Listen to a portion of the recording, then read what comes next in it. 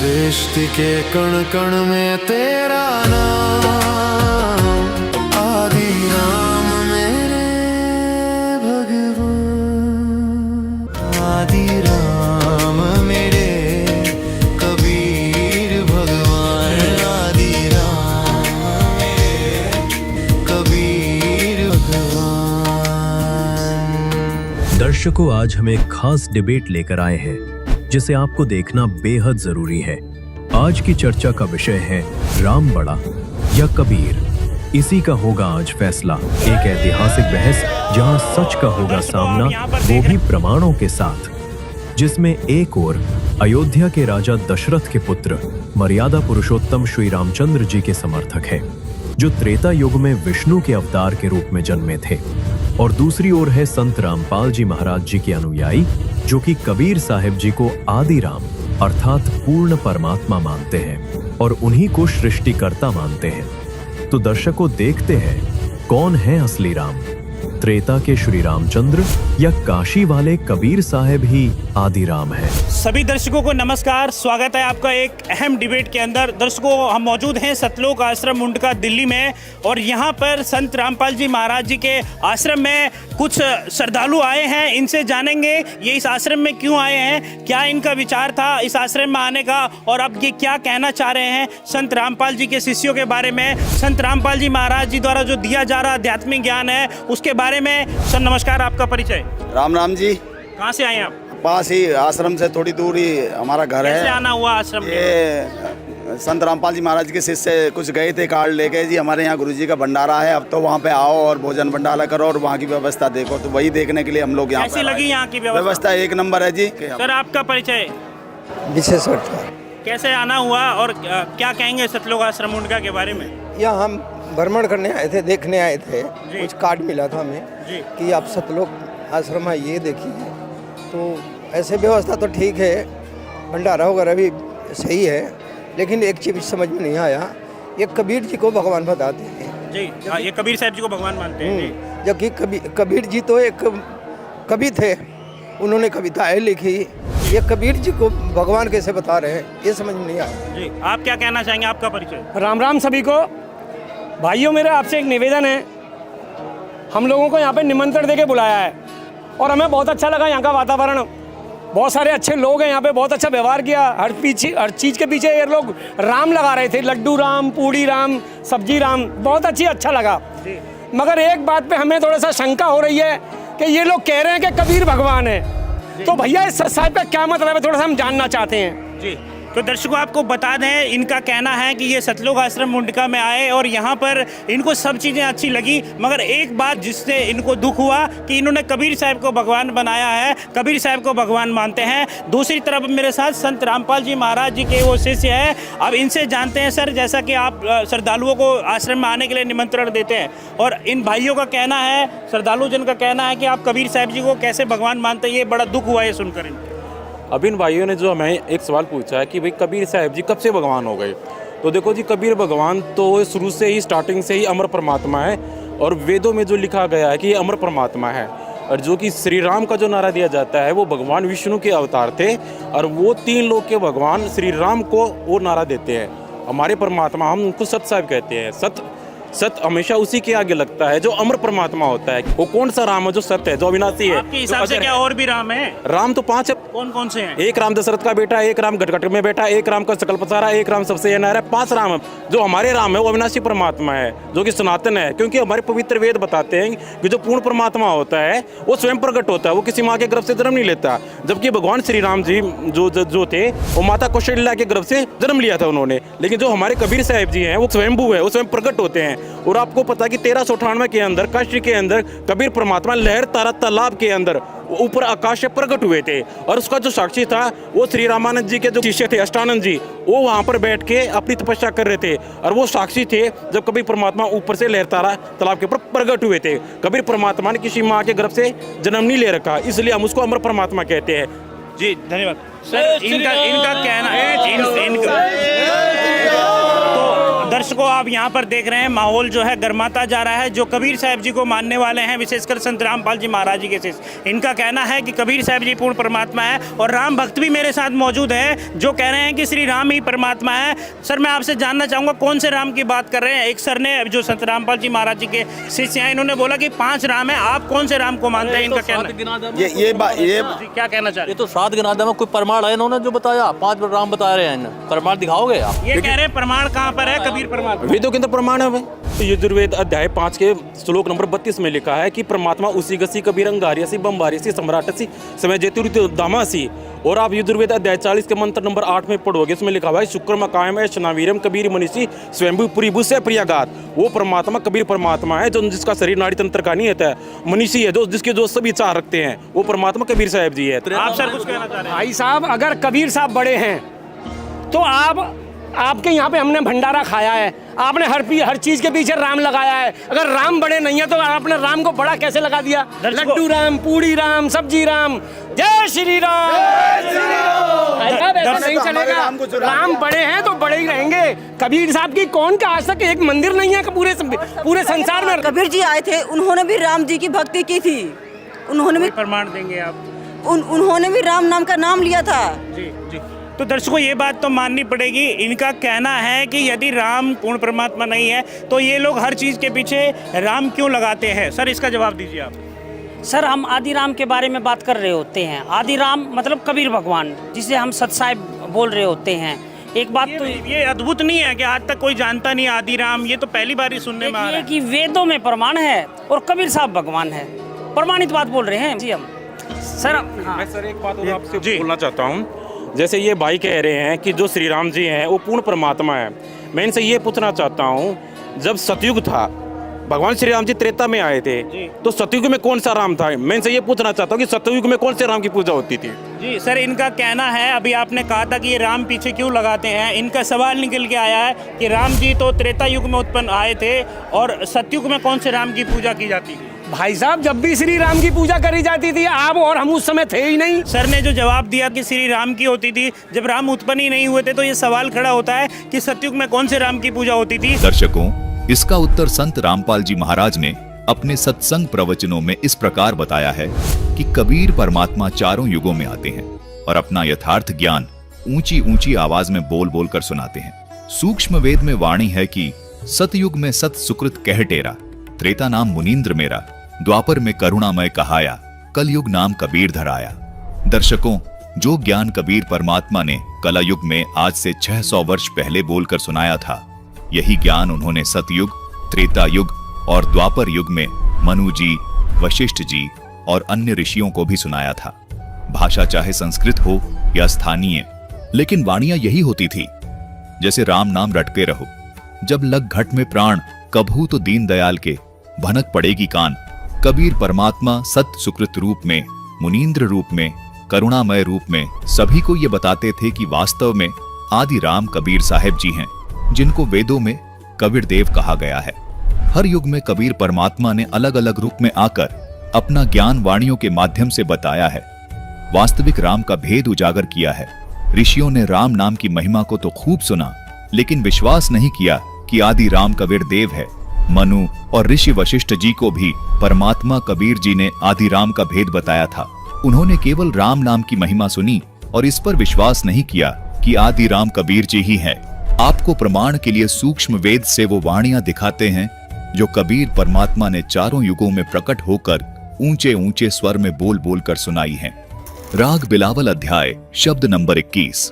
अभिगत राम कबीर है चकवय अविनाशी, ब्रह्मा विष्णु वजीर हैं, शिव करत खवासी, इंद्र कोटि अनंत हैं, जाकय प्रतिहारा, वरुण कुबेर धर्मराय ठाड़े दरबारा, 33 कोटि देवता, ऋषि सहंस 88, वैष्णव कोटि अनंत हैं, गुण गावें राशि, 9 योगेश्वर नाद भरें, सुर पूरें संखा, सनकादिक संगीत हैं, अविचल गढ़ बंका, शेष, गणेश, सरस्वती और लक्ष्मी राजय, सावित्री गौरा रटें, गण संख बिराजय, अनंत कोटि मुनिसाध हैं, गण गंधर्व ज्ञानी, अर्पें पिंड रूप्राण को जहां संखों दानी, सावंत शूर अनंत हैं, कुछ गिनती नाही, जति सती और शीलवंत, लीला गुण गाही, चंद्र सूर बिनती करें, तारा गण गाढ़े, 5 तत्व हाजिर खड़े, हुक्मी दर ठाड़े, तीर्थ कोटि अनंत हैं और नदी बिहंगा 18 भार तोकू रटे जल पवन तरंगा अष्टकुल्ली पर्वत रटे धर अंबर ध्याना महताब अग्नि तोकू जपे साहिब रहमाना अर्श कुर्श पर तेज है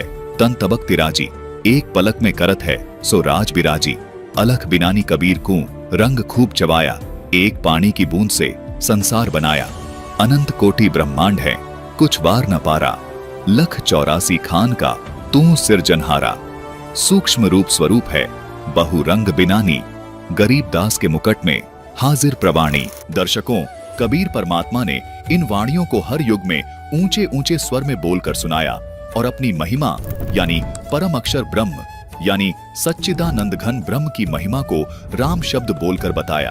कबीर परमात्मा कहते थे कि सर्व का पालन करता केवल अविगत राम है यानी आदि राम है। वही वास्तव में अविनाशी है, वही शत्रुओं का नाश करने वाला है, पाप नाशक है और सबका साथी है। शुभ लक्षणों से युक्त वही राम है। हर युग में ऋषिजन कबीर परमात्मा से राम नाम की महिमा इसी प्रकार सुनते आ रहे थे और परमात्मा को राम के नाम से जानने लगे थे। दर्शकों, हम आपको स्पष्ट कर चुके हैं कि परमात्मा स्वयं ऋषि रूप में सत सुकृत नाम से सतयुग में प्रकट हुए थे। तब उन्होंने सभी को सूक्ष्म वेद का ज्ञान बताया था। ये ज्ञान वही ज्ञान था जो परमात्मा कबीर जी ने संत गरीबदास जी को भी सन 1727 में बताया था। संत गरीबदास जी ने अपनी वाणी में यानी अमर ग्रंथ सूक्ष्म वेद में लिखवाया है कि गरीब ऐसा राम अगाध है, अविनाशी गहर गंभीर, हदि जीवों से दूर है बेहदियों के तीर। गरीब ऐसा राम अगाध है बेकीमत करतार, शेष सहंस पुण्य रटत है अजहू न पाया पार। गरीब ऐसा राम अगाध है अपरंपार अथाह, उर में कृत्रिम ख्याल है मौल्य अलख अल्लाह। गरीब ऐसा राम अगाध है निर्भय निश्चल थीर, अनहद नाद अखंड धूनी नाड़ी बिना शरीर। गरीब ऐसा राम अगाध है बाजीगर भगवंत, निरसंध निर्मल देखिया वार पार नहीं अंत। दर्शकों, इसी सूक्ष्म वेद के ज्ञान को सुनकर ऋषि वशिष्ठ जी ने राजा दशरथ के ज्येष्ठ पुत्र का नाम रामचंद्र रख दिया। कबीर परमात्मा जी ने बताया था कि निर्गुण सरगुण दो धारा हैं, आदि राम कबीर तो न्यारा है। अनंत राम अयोध्या में आए सो दशरथ के पूत कहाए, कोटि राम गए लंका तोरी, ताको लखी न अभिगत डोरी। आदि राम कबीर सरबंगी, अभिगत अस्थिर अचल अभंगी।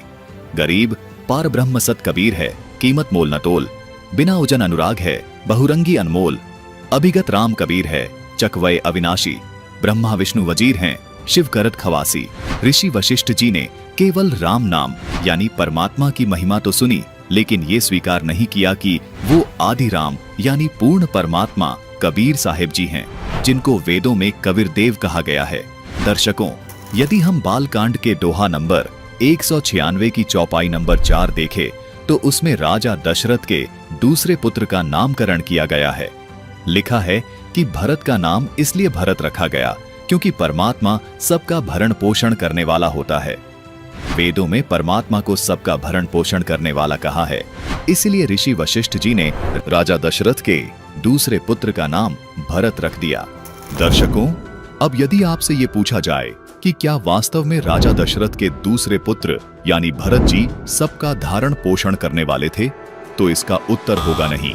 इसी प्रकार राजा दशरथ के पहले पुत्र यानी रामचंद्र जी भी पार ब्रह्म परमात्मा नहीं है, सत्पुरुष नहीं है। आपको सूक्ष्म वेद से भी प्रमाणित कर चुके हैं कि पार ब्रह्म परमात्मा यानी आदि राम सत्पुरुष कबीर साहिब जी ही हैं, जिनको वेदों में कबीर देव कहा गया है। दर्शकों, अब राजा दशरथ के तीसरे पुत्र का नाम ऋषि वशिष्ठ जी ने शत्रुघ्न रख दिया था। चौपाई में लिखा है कि शत्रुघ्न इसलिए नाम रखा गया क्योंकि परमात्मा के गुणों में आता है कि उसका स्मरण करने से शत्रु का नाश हो जाता है, यानी उस सच्चिदानंद घन ब्रह्म की भक्ति करने से शत्रु का नाश हो जाता है। दर्शकों, विचारणीय विषय है कि क्या वेदों में जिस शत्रुघ्न परमात्मा की बात हो रही है, क्या वो राजा दशरथ के तीसरे पुत्र शत्रुघ्न हो सकते हैं? इसका भी उत्तर होगा नहीं हो सकते। दर्शकों, अब बात करते हैं राजा दशरथ के चौथे बेटे के नामकरण की। दर्शकों, वेदों में परमात्मा को शुभम नाम से भी संबोधित किया गया है। इसी को मुसलमान समाज सुभान अल्लाह कहते हैं। शुभ लक्षणों से युक्त होने से परमात्मा को शुभम कहा गया है, इसलिए इस लक्षण के आधार से राजा दशरथ के चौथे बेटे का नाम लक्ष्मण रखा गया। दर्शकों, इन सभी दोहों चौपाइयों से स्पष्ट हो जाता है कि राजा दशरथ के बड़े बेटे का जो नाम रखा गया ये वो राम नहीं है जिसकी महिमा वेद गा रहे हैं। दर्शकों, यदि राजा दशरथ के बड़े बेटे रामचंद्र जी को केवल राम नाम होने के कारण ही ये मान लिया जाए कि वेदों में बताए गए परमात्मा वो ही हैं, तो भरत और शत्रुघ्न तो उनसे भी बड़े हो गए, क्योंकि भरत तो पूरी दुनिया का भरण पोषण करने वाले हो गए और शत्रुघ्न शत्रु का नाश करने वाले हो गए। दर्शकों, सोचिए कि क्या राजा दशरथ के पुत्र शत्रुघ्न का नाम जाप करने से पाप नाश हो सकते हैं? शत्रु का नाश हो सकता है? क्या लक्ष्मण जी का नाम जाप करने से वो शुभ लक्षण प्राप्त हो सकते हैं जो वेदों में वर्णित परमात्मा के हैं? दर्शकों, इन सभी बातों से सिद्ध होता है कि राजा दशरथ के पुत्र श्री रामचंद्र जी वेदों और गीता में बताए गए परम अक्षर ब्रह्म नहीं है। सतगुण श्री विष्णु जी के अवतार श्री रामचंद्र जी हुए हैं, जो केवल 3 लोक में एक विभाग यानी सतोगुण विभाग के स्वामी हैं, यानी पृथ्वी लोक, स्वर्ग लोक, पाताल लोक में एक विभाग के स्वामी है। इसलिए इनको त्रिलोकीनाथ भी कहा जाता है और परम अक्षर ब्रह्म को वासुदेव कहा जाता है, क्योंकि वो परम अक्षर ब्रह्म सर्व का मालिक है। उसी को आदि राम कहते हैं। परमात्मा कबीर जी ने सूक्ष्म वेद में बताया है कि राम राम सब जगत बखाने, आदि राम कोई बिरला जाने। निर्गुण सरगुण 2 धारा हैं। आदि राम कबीर तो न्यारा है, अनंत राम अयोध्या में आए, सो दशरथ के पूत कहाए। कोटि राम गए लंका तोरी, ताको लखी न अभिगत डोरी। आदि राम कबीर सरबंगी, अभिगत अस्थिर अचल अभंगी। गरीब पार ब्रह्म सत कबीर है, कीमत मोल न तोल। बिना उजन अनुराग है, बहुरंगी अनमोल। अभिगत राम कबीर है, चकवय अविनाशी। ब्रह्मा विष्णु वजीर हैं, शिव करत खवासी। दर्शकों, ये सब प्रमाण और तथ्य ये स्पष्ट करते हैं कि राजा दशरथ के पुत्र राम का नाम इसीलिए रामचंद्र रखा गया क्योंकि वशिष्ठ जी को पता था कि राम नाम पूर्ण परमात्मा का उपमात्मक नाम है। अपने पिता ब्रह्मा जी से अधूरे ज्ञान से वशिष्ठ जी ने ये मान लिया था कि राजा दशरथ के घर पर पूर्ण परमात्मा जन्म लेंगे, जबकि वेदों में स्पष्ट है कि पूर्ण परमात्मा माता के गर्भ से जन्म नहीं लेता, उसकी परवरिश कुंवारी गाय के दूध से होती है। लेकिन अज्ञानतावश ऋषि वशिष्ठ जी ने राजा दशरथ के पुत्र श्री राम यानी विष्णु जी का नाम राम रख दिया। सतयुग से ही सभी ऋषि जनों ने कबीर परमात्मा की वाणियों में सुना हुआ था कि राम यानी पूर्ण परमात्मा सबका धारण पोषण करने वाला है। इसलिए वशिष्ठ जी ने श्री रामचंद्र जी का नाम राम प्रभु के गुणों के आधार पर रखा, जबकि इस एपिसोड में ये सिद्ध हो गया कि असली राम अर्थात आदि राम कबीर परमेश्वर हैं, जो अपनी महिमा चारों युगों में बताते हैं। दर्शकों, इससे सिद्ध होता है कि सतयुग में जिस राम की भक्ति होती थी वो दशरथ के पुत्र रामचंद्र जी की नहीं, बल्कि आदि राम अर्थात कबीर परमेश्वर जी की भक्ति होती थी। 4 वेदों का सार भगवत गीता है, हमारी गीता, और गीता के अंदर कबीर पूर्ण परमात्मा लिखा हुआ है। मैं इसमें आपको मंत्र के द्वारा बता देता हूँ। जो गीता अध्याय 8 है उसका श्लोक नंबर 9 में लिखा है कि वो प्राचीन परमात्मा जो सबसे पहला अव्यक्त है वो कबीर देव है, जो सूर्य के समान तेजोमय है और अविद्या से परे है, वो परमात्मा कबीर देव है। और गीता अध्याय 8 के श्लोक नंबर 3 में वो परम अक्षर ब्रह्म कहा गया है। और गीता अध्याय 15 के श्लोक नंबर आप 16 और 17 पढ़ोगे, जिसमें 3 पुरुष 3 भगवान लिखे गए हैं, शर पुरुष और अक्षर पुरुष। लेकिन उत्तम पुरुष तो अन्य परमात्मा इति उदाहरत, ये लोग अवय शिव है। जो उत्तम पुरुष जो बताया गया है वो कबीर परमात्मा को ही बताया गया है। कबीर परमात्मा है जो यजुर्वेद अध्याय 5 के श्लोक नंबर 32 में लिखा है कि परमात्मा उसी गसी कबीर अंगारियसी बम्बारियसी सम्राटसी समय जेतुरित दामासी। और आप यजुर्वेद अध्याय 40 के मंत्र नंबर 8 में पढ़ोगे, इसमें लिखा हुआ है शुक्रम कायम शनावीरम कबीर मनीषी स्वयंभू पुरीभू से प्रियागात। वो परमात्मा कबीर परमात्मा है जो जिसका शरीर नाड़ी तंत्र का नहीं होता है, मनीषी है जो जिसके जो सभी चाह रखते हैं, वो परमात्मा कबीर साहब जी है। तो मैंने वेदों से ही आपको प्रमाण करके बताया कि पूर्ण परमात्मा कबीर साहब जी है, और मैंने गीता के द्वारा भी आपको प्रमाणित करके बताया कि जो पूर्ण परमात्मा है वो कबीर साहब जी है। और मैं आपको और बता देता हूँ, गुरु ग्रंथ साहिब के अंदर लिखा हुआ है, आपको 721 पन्ने पे आप पढ़ोगे, उसमें लिखा हुआ है कि यह करज गुप्तम पेस्ते अदर कुन करतार हक्का कबीर करीम तू बेव परवदिगार नानक बुगोय जंतरा त्रे चाकरा दा पाका। और कुरान शरीफ के अंदर सूरत फुरकान 25:52 के अंदर लिखा है कि फला तुतिल काफिरिन व जिहादुन बि जिहादन कबीरा। और दादू साहिब जी ने लिखा है, जिसने मुझको निज नाम दिया सोए सतगुरु हमारा दादू दूसरा कोई नहीं, कबीर से दिनहार। और गरीबदास जी महाराज जो छुड़ाने वाले थे, उन्होंने लिखा हुआ है कि हम सुल्तानी नानक तारे दादू को उपदेश दिया, जा जुला भेद ना पाया, काशी में कबीर हुआ, अनंत कोट ब्रह्मांड का एक रत्नी बार, सतगुरु पुरुष कबीर है कुल के सृजनहार। ये मैंने आपको अनेक संतों की वाणी से और वेदों की वाणी से और गीता की वाणी से ये प्रूफ कर दिया है कि जो हमारे परमात्मा है वो अनादि और अमर परमात्मा है, जिसको हम कबीर साहिब जी कहते हैं संत भाषा में। और वैसे वेदों के अंदर उसको कबीर अंगारी भी कहते हैं और कबीर देव भी कहते हैं। तो दर्शकों, संत रामपाल जी महाराज जी के जो शिष्य हैं, लगता है इन्होंने बहुत अच्छी प्रैक्टिस की हुई है। जिस हिसाब से ये वेद मंत्र गीता जी के श्लोक पढ़ के बता रहे हैं, कंठस्थ हैं इन लोगों को, तो इससे पता लग रहा है कि इनकी तैयारी बहुत अच्छी है। इस पक्ष से जानने की कोशिश करूंगा कि आपने कोई प्रमाण ऐसा नहीं दिया, इन्होंने वेद मंत्र का प्रमाण दिया, इन्होंने गीता जी का प्रमाण दिया कि उसमें कबीर साहब भगवान है। इन्होंने जो मंत्र बताए हैं, क्या वो मंत्र झूठे हैं या जो वेद बताए हैं वो वेद झूठा है? क्या कहना चाहेंगे, कौन जवाब देगा? इन्होंने इतने बड़े वेदों का गुरु नानक देव जी का हवाला दिया, मैं इस बात को नहीं बताता हूँ। आज तक हमारे पूर्वजों ने राम के सिवाय किसी दूसरे को तो माना ही नहीं किसी को बताया हो तो आप बताओ ना। क्या कहना चाहेंगे आप, क्या कहना चाह रहे हैं? मैं कहना चाहता हूँ कि आज तक रामायण सबके घर में है। ऋग्वेद यजुर्वेद सामवेद को कोई जानता नहीं, हमने क्लासों में पढ़ा था।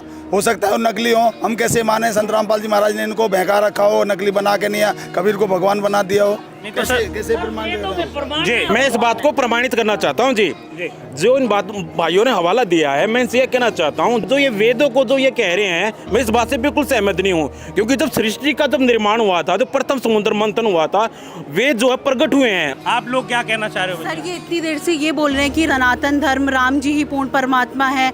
इनसे मेरा ये क्वेश्चन है कि राम जी ही अगर पूर्ण परमात्मा होते तो उनका जन्म और मृत्यु क्यों हुई? ये बार बार क्वेश्चंस को डेविएट कर देते हैं, उस क्वेश्चन का आंसर नहीं देते हैं। हर पॉइंट में ये जय श्री राम नारे बोल रहे हैं, लेकिन इनके पास कोई प्रमाण नहीं है, कोई पॉइंट नहीं है, ये क्वेश्चंस का जवाब नहीं दे रहे हैं। करोड़ों लोग हैं दुनिया में, वो राम जी की भक्ति कर रहे हैं, फिर भी वो इतने दुखी क्यों हैं? उसका क्वेश्चन का आंसर तो अभी तक इन्होंने इनका बिल्कुल इनका कहना है कि आप लोग जो है तथ्यों को ना पेश कर आप क्वेश्चन को दबा देते हैं। इन बहन जी ने बोला था कि यदि भगवान श्री राम की आप भक्ति करते हो तो आप सब इतने दुखी क्यों हो और भगवान राम इतने दुखी क्यों रहे? कहने का मतलब है कि राम गलत है, राम है ही नहीं। नहीं, हमने आप डिबेट देखो सर जी, ऐसा है, डिबेट को घुमाइए मत ना। तो हमने भगवान श्री राम जी को ये कहा भगवान नहीं है जी। बात जो डिबेट शुरू हुई थी उसमें ये शुरू हुई थी कि राम बड़ा या कबीर बड़ा। हमने ये बताया था, देखो एक जो श्री राम जी थे वो भगवान विष्णु के अवतार थे। विष्णु अवतार है ना भगवान, आप इस बात को मानते हो जी? विष्णु अवतार है भैया जी, विष्णु अवतार है। नहीं सर, पहले आप बताइए विष्णु अवतार। सुनो, हमारी भी सुन लो साहब। हमें तो हमारे यहाँ कबीर साहब की कहीं चर्चा ही नहीं है साहब। अभी आप ये बताइए, भगवान विष्णु अवतार थे, राम भगवान विष्णु अवतार। हमारे यहाँ चर्चा होती है। बाबा रामदेव जी ने भी लिया था राजस्थान के अंदर, जो रामदेव जी महाराज है, कैसे कबीर साहब को भगवान मान रहे हैं? सर, मेरा सवाल इनका ये है, इनका सवाल ये है, क्या भगवान श्री राम विष्णु अवतार थे? जय श्री राम। तो दर्शकों, आपने देखा यहाँ पर कोई कहना चाहता हूँ, देखो ये भाई क्या करते हैं कि बात बात में जब भी कोई सवाल होता है तो जय श्री राम का नारा मार देते हैं। इससे क्या सच दब जाएगा क्या?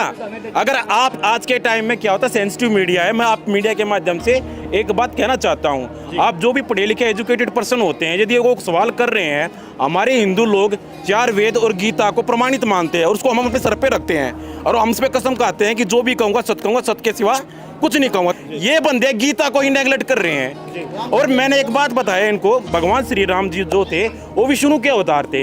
आप जो हम पुराणों को मानते हैं, 18 हमारे पुराण होते हैं, देवी भागवत पुराण के अंदर भगवान विष्णु जी अपनी माता दुर्गा की स्तुति करते हुए कह रहे हैं कि तुम शुद्ध स्वरूपा हो, ये सारा संसार तुम्ही से उद्भासित हो रहा है, मैं ब्रह्मा और शंकर हम सब तुम्हारी कृपा से विद्वान है, हमारी उत्पत्ति का जो कारण है माता शक्ति है, दुर्गा है। तो जब भगवान विष्णु माता शक्ति के पुत्र हो गए तो विष्णु से ऊपर तो माता शक्ति हो गई। बिल्कुल। तो फिर पूर्ण परमात्मा कौन है? पूर्ण परमात्मा ये सवाल जो है काफी जटिल सवाल है। दर्शकों, आइए अब आपको वो प्रमाण दिखाते हैं जो संत रामपाल जी महाराज जी अपने सत्संगों में दिखाते हैं। श्रीमद् देवी भागवत पुराण के 3 स्कंध अध्याय 5 पर श्री विष्णु जी उर्फ श्री रामचंद्र जी ने श्री दुर्गा जी की स्तुति करते हुए कहा, तुम शुद्ध स्वरूपा हो, ये सारा संसार तुम्ही से उद्भासित हो रहा है। मैं विष्णु, ब्रह्मा और शंकर हम सभी तुम्हारी कृपा से ही विद्यमान हैं। हमारा आविर्भाव अर्थात जन्म और तिरोभाव अर्थात मृत्यु हुआ करता है, अर्थात हम तीनों देव नाशवान हैं। केवल तुम ही नित्य हो, जगत जननी हो, प्रकृति देवी हो। अब स्वयं विचार करें कि जिसकी स्वयं मृत्यु होती हो वह कालों का काल कैसे हो सकता है, बल्कि वह तो काल के अधीन कहलाया। फिर आगे श्रीमद् देवी भागवत इसी प्रकरण में भगवान शंकर बोले, देवी, यदि महाभाग विष्णु तुम ही से प्रकट हुए हैं तो उनके बाद उत्पन्न होने वाले ब्रह्मा भी तुम्हारे ही बालक हुए। फिर मैं तमोगुणी लीला करने वाला शंकर क्या तुम्हारी संतान नहीं हुआ, अर्थात मुझे भी उत्पन्न करने वाली तुम ही हो। शिवे, संपूर्ण संसार की सृष्टि करने में तुम बड़ी चतुर हो। इस संसार की सृष्टि, स्थिति और संहार में तुम्हारे गुण सदा समर्थ हैं। उन्हीं तीनों गुणों से उत्पन्न हम ब्रह्मा, विष्णु एवं शंकर नियमानुसार कार्य में तत्पर रहते हैं। दर्शकों, इस प्रमाण से यह सिद्ध होता है कि ब्रह्मा, विष्णु व शिव से अधिक शक्ति युक्त देवी दुर्गा जी हैं, जिसे श्री विष्णु जी श्रीमद् देवी भागवत पुराण के पहले स्कंद के अध्याय 4 में स्वयं स्वीकार करते हैं। देखिए श्रीमद् देवी भागवत पुराण पहला स्कंद का अध्याय 4, जिसमें व्यास जी ने नारद जी से सृष्टि रचना के विषय में प्रश्न किया, जिसका जवाब देते हुए नारद जी ने कहा, महाभाग व्यास जी, तुम इस विषय में जो पूछ रहे हो, ठीक यही प्रश्न मेरे पिताजी ने भगवान श्री हरि से किया था। देवाधिदेव भगवान जगत के स्वामी हैं। लक्ष्मी जी उनकी सेवा में उपस्थित रहती हैं। दिव्य कौस्तुभ मणि उनकी शोभा बढ़ाती है। वे शंख, चक्र और गदा लिए रहते हैं, पीतांबर धारण करते हैं, 4 भुजाएं हैं। वे चराचर जगत के आश्रयदाता हैं, जगत गुरु एवं देवताओं के भी देवता हैं। ऐसे जगत प्रभु भगवान श्री हरि महान तप कर रहे थे। उनकी समाधि लगी थी। यह देखकर मेरे पिताजी ब्रह्मा जी को बड़ा आश्चर्य हुआ, अतः उन्होंने उनसे जानने की इच्छा प्रकट की। ब्रह्मा जी ने पूछा, प्रभु, आप देवताओं के अध्यक्ष, जगत के स्वामी और भूत, भविष्य एवं वर्तमान सभी जीवों के एकमात्र शासक हैं। भगवान, फिर आप क्यों तपस्या कर रहे हैं और किस देवता की आराधना में ध्यान मग्न हैं? मुझे असीम आश्चर्य तो यह हो रहा है कि आप देवेश्वर एवं सारे संसार के शासक होते हुए भी समाधि लगाए बैठे हैं। ब्रह्मा जी के ये विनीत वचन सुनकर भगवान श्री हरि यानी श्री विष्णु जी उनसे कहने लगे, ब्राह्मण, सावधान होकर सुनो। मैं अपने मन का विचार व्यक्त करता हूँ। देवता, दानव और मानव सब यही जानते हैं कि तुम सृष्टि करते हो, मैं पालन करता हूँ और शंकर संहार किया करते हैं। किंतु फिर भी वेद के पारगामी पुरुष अपनी युक्ति से यह सिद्ध करते हैं कि रचने, पालने और संहार करने की यह योग्यता जो हमें मिली है, इसकी अधिष्ठात्री शक्ति देवी अर्थात दुर्गा जी हैं। वे कहते हैं कि संसार की सृष्टि करने के लिए तुम में राजसी शक्ति का संचार हुआ है, मुझे सात्विकी शक्ति मिली है और रुद्र में तामसी शक्ति का आविर्भाव हुआ है। उस शक्ति के अभाव में तुम इस संसार की सृष्टि नहीं कर सकते, मैं पालन करने में सफल नहीं हो सकता और रुद्र से संहार कार्य होना भी संभव नहीं। ब्रह्मा जी, हम सभी उस शक्ति के सहारे ही अपने कार्य में सदा सफल होते आए हैं। सुव्रत, प्रत्यक्ष और परोक्ष दोनों उदाहरण मैं तुम्हारे सामने रखता हूं, सुनो। यह निश्चित बात है कि उस शक्ति के अधीन होकर ही मैं प्रलय काल में इस शेषनाग की शैया पर सोता हूं और सृष्टि करने का अवसर आते ही जग जाता हूं। मैं सदा तप करने में लगा रहता हूं। उस शक्ति के शासन से कभी मुक्त नहीं रह सकता। कभी अवसर मिला तो लक्ष्मी के साथ सुखपूर्वक समय बिताने का सौभाग्य प्राप्त होता है। मैं कभी तो दानवों के साथ युद्ध करता हूं। अखिल जगत को भय पहुंचाने वाले दैत्यों के विकराल शरीरों को शांत करना मेरा परम कर्तव्य हो जाता है। मुझे सब प्रकार से शक्ति के अधीन होकर रहना पड़ता है। उन्हीं भगवती शक्ति का मैं निरंतर ध्यान किया करता हूँ। ब्रह्मा जी, मेरी जानकारी में इन भगवती शक्ति से बढ़कर दूसरे कोई देवता नहीं है। श्री विष्णु जी ने अपने से अन्य सर्वसमर्थ शक्ति श्री देवी दुर्गा को बताया है और उन्हें जन्म देने वाली माता भी बताया है। वही संक्षिप्त श्रीमद् देवी भागवत के 7वें स्कंध के अध्याय 36 में श्री देवी जी ने राजा हिमालय से कहा कि पर्वतराज, उस ब्रह्म का क्या स्वरूप है यह बतलाया जाता है। उस ब्रह्म को ही लक्ष्य बनाकर वेधन करो। प्रणव ओम धनुष है, जीवात्मा बाण है और ब्रह्म को उसका लक्ष्य कहा जाता है। उस एकमात्र परमात्मा को ही जानो, दूसरी सब बातों को छोड़ दे। यही अमृत स्वरूप परमात्मा के पास पहुंचाने वाला पुल है। संसार समुद्र से पार होकर अमृत स्वरूप परमात्मा को प्राप्त करने का यही सुलभ साधन है। इस आत्मा का ओम के जप के साथ ध्यान करो। इससे अज्ञानमय अंधकार से सर्वथा परे और संसार समुद्र से उस पार जो ब्रह्म है उसको पा जाओगे। तुम्हारा कल्याण हो। वह यह सबका आत्मा ब्रह्म ब्रह्मलोक रूप दिव्य आकाश में स्थित है। यानी देवी दुर्गा जी अपनी भक्ति करने के लिए भी मना कर रही हैं और एक ब्रह्म की भक्ति करने के लिए श्रीमद् देवी भागवत के 7वें स्कंध के अध्याय 36 में हिमालय राजा को उपदेश दे रही हैं।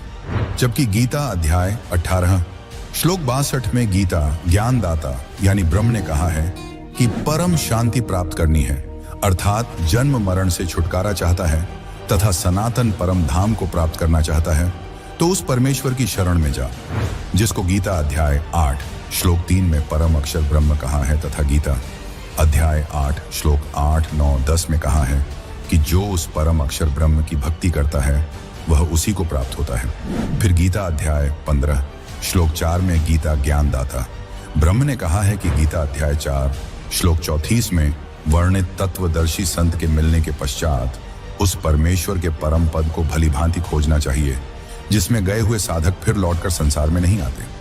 जिस परमेश्वर से यह सृष्टि उत्पन्न हुई है उसी आदि पुरुष नारायण यानी सनातन पूर्ण परमात्मा परम अक्षर ब्रह्म की मैं शरण में हूं। दर्शकों, गीता ज्ञान बोलने वाला अक्षर ब्रह्म अर्थात काल निरंजन है। गीता बोलने वाला ब्रह्म स्वयं परम अक्षर ब्रह्म की भक्ति करने को कह रहा है तथा स्वयं भी स्वीकार कर रहा है कि मैं भी उसी परम अक्षर ब्रह्म की शरण में हूं। विचार करें, श्री राम जी अर्थात श्री विष्णु जी श्री देवी दुर्गा को सबसे बड़ी बता रहे हैं। श्री देवी दुर्गा ब्रह्म को समर्थ बता रही है, उसकी भक्ति के लिए कह रही है। गीता ज्ञान देने वाला काल ब्रह्म अपने से समर्थ, सबकी उत्पत्ति करता, सबके धारण पोषण करता, पुरुषोत्तम अविनाशी परमेश्वर की भक्ति करने को कह रहा है। दर्शकों, इससे सिद्ध होता है उत्तम शक्ति वाले कबीर साहब जी ही पूर्ण परमात्मा है और वो ही असली राम है। जैसा इन्होंने देवी पुराण का हवाला दिया है, आप कैसे इस चीज को नेगलेक्ट कर रहे हैं? पहले किसी ने नहीं बताया, कोई ब्राह्मणों ने नहीं बताया, कोई पंडितों ने नहीं बताया कि ये चीज़ होती है। सबने राम को ही चर्चा करी है। नहीं, जो पुराण का हवाला ये लोग दे रहे हैं, क्या पुराण हमारे मान्य ग्रंथ नहीं है या ये जो वेदों का हवाला दे रहे हैं ये गलत है? क्या संत रामपाल जी जो इनको बता रहे हैं, जो शिक्षाएं दे रहे हैं, या वो गलत है? नहीं, हिंदू धर्म में वेदों का मान्य है, ऐसा नहीं कि मान्य नहीं है, मान्य है, लेकिन प्रत्येक हम लोग को उस चीज़ की जानकारी नहीं है। नहीं, हम लोग किसी ने जानकारी नहीं है तो आपको जानकारी लेनी चाहिए। ठीक, हमने देखिए, हमने आज हमें किसी ने बताया कि भाई यहाँ पे गुरुजी जो रामपाल जी महाराज की यह प्रोग्राम है, आप लोग आइए। सागर मंदिर आया यहाँ पे और इनकी माहौल, वातावरण, सारी चीज़ें बहुत अच्छा लगा। यहाँ सबसे बड़ी चीज़ एक चीज़ लगी है, हम मंदिर बहुत जगह गए, अनेकों जगह गए, लेकिन वहाँ पे लोग नशे पात्र करके भी आते हैं, वहाँ पे गुटखा शरीर तंबाकू भी खाते हैं। यहाँ पे ये चीज़ की अच्छी लगी कि गुरुजी जो हैं संत रामपाल जी, उनके शिष्य कोई भी इस चीज़ों का सेवन नहीं है। ये तो बहुत बढ़िया लगा, मार्ग पे चल रहे हैं, अच्छा लगा इस चीज़ों का। तो सर, ये आपको हवाला दे रहे हैं, प्रमाण दे रहे हैं, वेदों के माध्यम से बता रहे हैं, गीता के माध्यम से बता रहे हैं, तो आप लोगों को भी चाहिए कि एक बार देख लेना चाहिए, क्यों ना अपने ही तो ग्रंथ का हवाला दे रहे हैं। बिल्कुल आप सत्य कर रहे हैं, उस चीज़ को देखना चाहिए। देखेंगे, समझेंगे। जब यहाँ आए हैं क्यों, हम हिंदू हैं, सनातन हैं, हम उन चीज़ों को ही मानेंगे, ऐसे नहीं कि नहीं मानेंगे। जी, तो क्या कहना चाह रहे थे? ये कह रहे हैं कि वेदों में जिक्र है और क्या क्या बता रहे हैं, ये उन चीज़ों को हम खोल के देखेंगे, गीता को, कुरान को, बाइबल को, ये कह रहे हैं गुरु ग्रंथ साहिब को, तो एक बार हम उसमें चर्चा देख लेंगे। देखने के बाद अगर हमें अच्छा लगेगा तो भैया ठीक है, जो तुम कह रहे हो तुम्हारे सहमति में साहब हम भी सहमति हो जाएंगे। माता जी, आपका क्या कहना? मेरा भी यही कहना है कि हम अपने शास्त्र उठा के देखेंगे कि जो ये भाई बता रहे हैं कि ये सत्य है या असत्य है, तभी हम आगे बढ़ेंगे। देखो जी, हमें इनका आचरण बड़ा अच्छा लगा। सभी लोग बड़े प्यार से बात कर रहे हैं, बड़ा अच्छा वातावरण है, खाना बड़ा अच्छा खिलाया।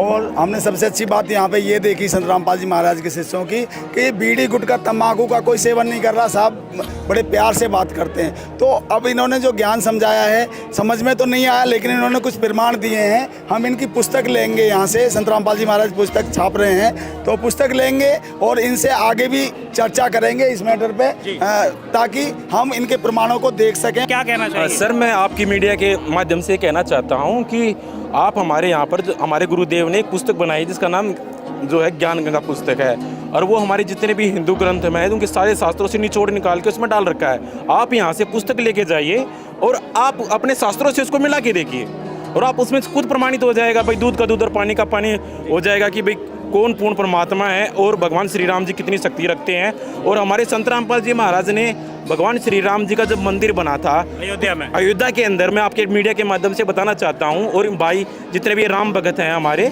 उनको भी मैं बताना चाहता हूँ, हमारे संत रामपाल जी महाराज किसी भी देव के उसमें केस नहीं, हमारे गुरुदेव सबका सम्मान करते हैं। हमारे गुरुदेव ने तो तिनके का भी निरादर नहीं करना चाहिए, ऐसा हमारे गुरुदेव वाणी के माध्यम से बताते हैं। और भगवान श्री राम जी का देसी घी का भंडारा हमारे गुरुदेव ने 1 महीने तक अयोध्या के अंदर चलाया था। परमात्मा कबीर जी आदरणीय गरीबदास साहिब जी को सतलोक लेकर गए थे।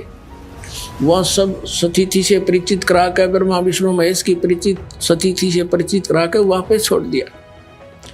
उसके बाद उन्होंने कहा था, तीनों देवा कमल दल बसे, ये ब्रह्मा विष्णु महेश, प्रथम इनकी वंदना फिर सुन सतगुरु उपदेश। उन्होंने कहा था कि ब्रह्मा विष्णु ये तीनों देवा कमल दल में बसते, हमारे कमलों में, इन दलों में अंदर रहते हैं, और प्रथम इनकी वंदना, ये मंत्र जो करते हैं इनकी साधना करते हैं, और फिर सुन सतगुरु उपदेश, सतगुरु के ज्ञान को सुनो और उसका पूरा कंप्लीट कोर्स लो, तब ये बात बनेगी। तो चलिए हम सब हिंदुस्तानियों के दिल में बसे श्री राम भक्तों की अन्नपूर्णा रसोई में संत रामपाल जी महाराज द्वारा कराए जा रहे महाविशाल भंडारे का भोजन ग्रहण कर रहे श्री राम भक्तों से भंडारे के विषय में जानते हैं। यहाँ रसोई का और ये खाने का बंदोबस्त किया है, इतना बढ़िया किया है कि बहुत बोलो मत, इतना बढ़िया है। ये ऐसा ही चालू रहना चाहिए। रामपाल जी महाराज को हमारा प्रणाम बोलिए। बहुत अच्छी यहाँ की सेवा देखकर तो हम लोग दंग रह गए।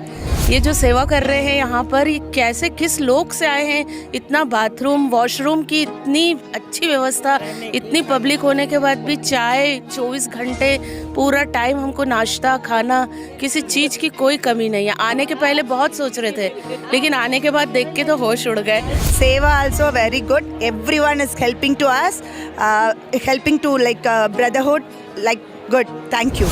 तो दर्शकों, फाइनली अब जो है डिबेट यहाँ पर एक तरह से पूरी होती हुई। संत रामपाल जी महाराज जी के शिष्यों ने इन सभी राम भक्तों का धन्यवाद किया है, शुक्रिया अदा किया है कि आपने ये अहम समय हमारे को दिया, जो डिबेट में इन्होंने हिस्सा लिया और अपने विचार संत रामपाल जी महाराज जी के भक्तों से शेयर करे, ये इनका शुक्रिया अदा करते हैं। और डिसीजन आपको लेना है कि कौन सत्य है, कौन असत्य है, किसकी बातों में दम है और किसकी बातों में नहीं है। फिर मुलाकात होगी एक ऐसी डिबेट के साथ। देखते रहिए ऐसे न्यूज़ दिल्ली। धन्यवाद।